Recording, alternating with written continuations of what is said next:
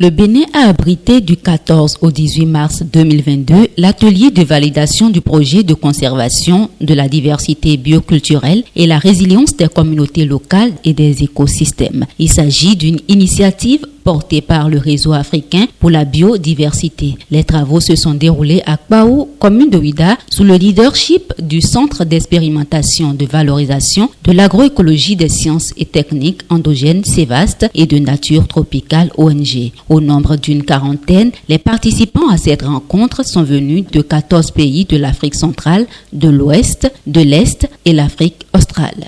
Ce projet va permettre justement à toute la plupart de nos communautés avec lesquelles nous travaillons de bénéficier d'un appui pour sauvegarder les semences, préserver les semences, sauvegarder les us, on va dire nos cultures, parce qu'il s'agit ici d'une grande opportunité, sachant que cela a pris du temps pour beaucoup d'organisations d'avoir des fonds pour appuyer les communautés avec lesquelles ils travaillent, afin de les aider, les appuyer, les aider à sauvegarder les semences. Il y a des communautés, il faudra le noter, qui ont perdu certaines de leurs semences et qui ont du mal aujourd'hui à s'en sortir parce qu'il y a l'invasion des OGM. Et le défi de ABN est celui de lutter contre l'invasion des OGM en Afrique.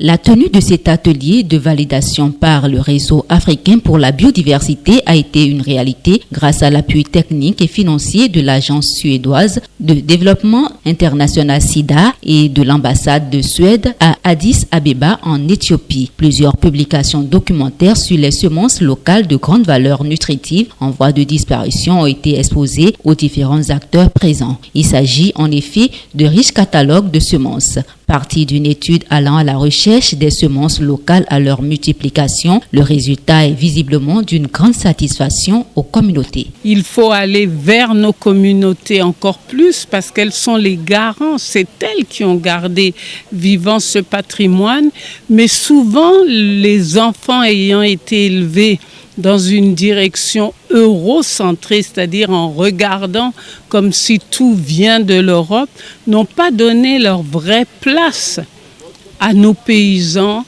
à notre culture. Et maintenant, le travail est d'aller vers les populations pour leur redonner confiance en elles-mêmes, pour, au niveau des semences, par exemple, retrouver celles qui sont en voie de disparition, les multiplier pour pouvoir les replanter, les partager à nouveau. Donc, vraiment s'assurer que nos petits-enfants pourront encore savoir, mais qu'est-ce qui est à nous ? Quels haricots on mangeait et à quoi ça servait, à quel moment on utilisait telle semence pour telle occasion culturelle.